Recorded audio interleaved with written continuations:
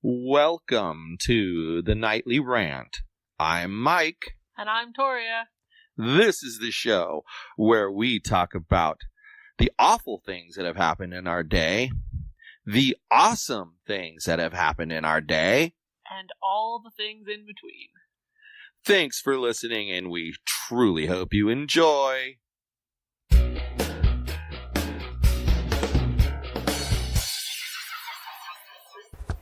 Hey everybody, tonight Victoria is not joining us because she is not feeling good.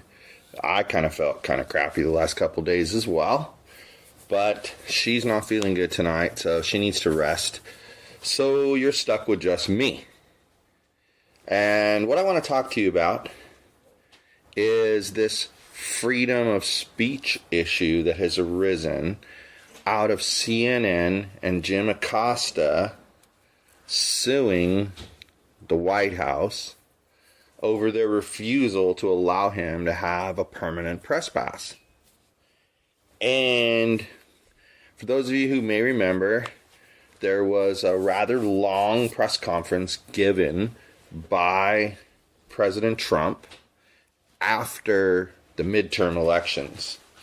And during that press conference, he essentially was moving on from Jim Acosta, and Jim Acosta kept, instead of asking a question, in my opinion, he made a statement, and the president told him that's enough, and he wouldn't give up the microphone. And, you know, there's video of this, and they say, oh, the video was doctored, but the reality is that what everyone's looking at, it's not doctored, it's the same video.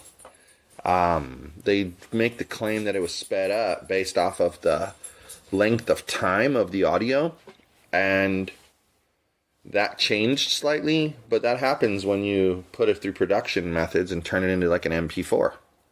So your raw isn't going to be the same size as your compressed one, obviously. So in any event, they're suing, and they're saying that they feel it's unconstitutional for them to be banned in that manner.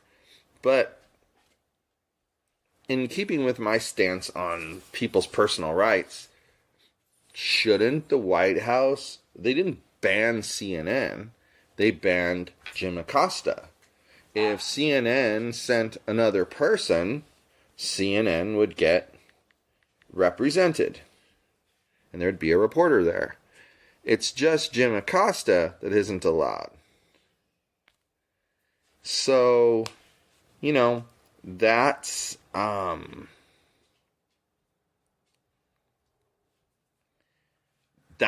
problem that we have here, is that you got a situation where you have a president who has shown great disdain for the media, and then this guy is banning a member of the press from the White House. So at first glance, that looks awful. It looks like a horrible situation.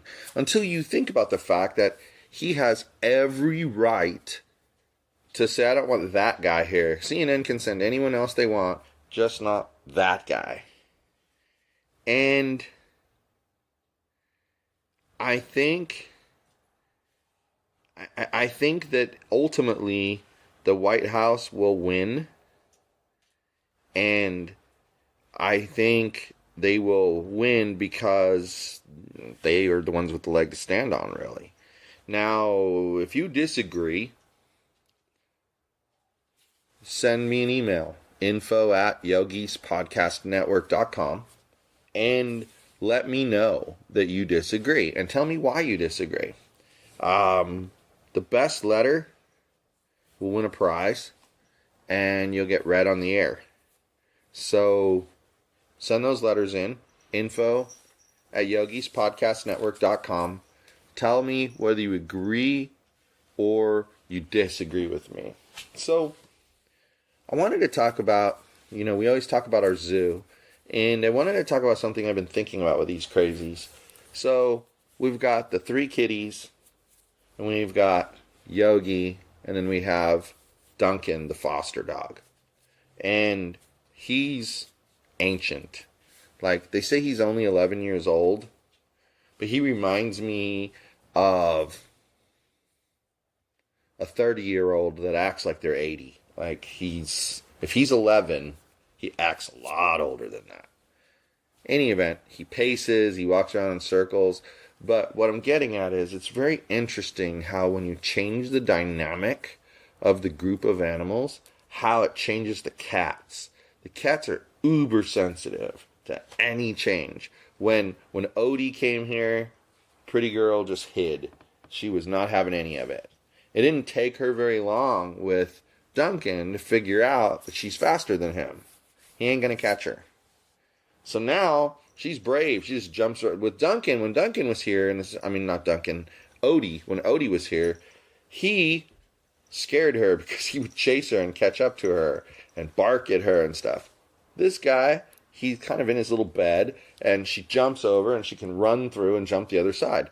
She's not going to get caught by him, and she knows it. So she's willing to take the risk. It's kind of interesting how their attitudes change based on the animal. And it gets me wondering, like, do we do that as humans? Like, are we different with this group of people than we are with that group of people? And I think it only makes sense that we would be. Because each group of people has a different set of people who bring different things to the group as a whole. And that changes what you need to offer to the group. Maybe sometimes you're the guy that starts the conversation, and maybe you have to just be the guy that keeps the conversation going with a different group. You know what I'm saying? So the animals do the same thing. They react. But the one steady feature, doesn't matter if it's been the puppy that came. So far we've had the puppy. What was his name? Piper?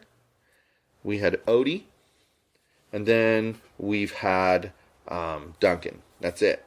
Those 3 dogs. Seems like it should be more, but it's just those 3 dogs. And the one constant throughout all 3 is Parker. He doesn't care. He does what he does. He's Parker. And he's not going to give one hell about who you bring in the house. Now, something tells me that if we were to bring another cat in here, he would freak out. He doesn't like that. But the dog doesn't bother him because they're not the same creature as him. It's interesting. He's kind of a neat little dude. I don't grasp him sometimes, what he does, but that's what happens with the zoo. They get what's the word I'm looking for? They get a little bit off their regular behavior and their regular pattern when someone new is in here.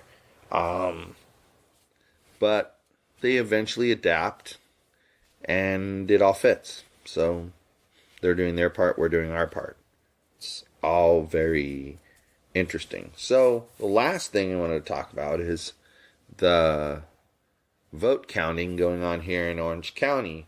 And, most of the races that we've been watching haven't changed. Some days they get closer, some days they get further apart, but they kind of stay in the same range.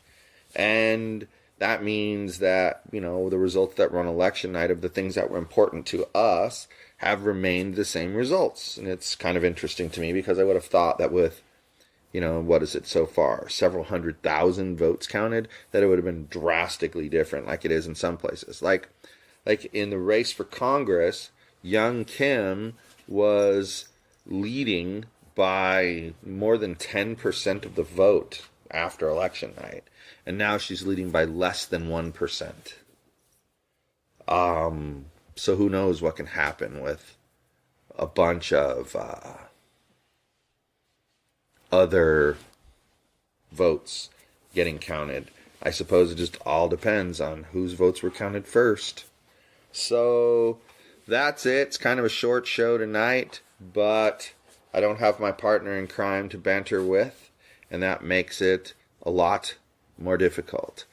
I hope you enjoyed the topics. Like I said, if you agree, disagree, have anything you want to add to the discussion and potentially win a prize and get your letter read on the air, Info at yogispodcastnetwork.com. Good night, everyone, and hasta la bye-bye. Hi, everyone. This is Mike, and I truly hope you enjoyed this show. You're able to subscribe to this show on iTunes, Google Play, and Stitcher so as to never miss an episode.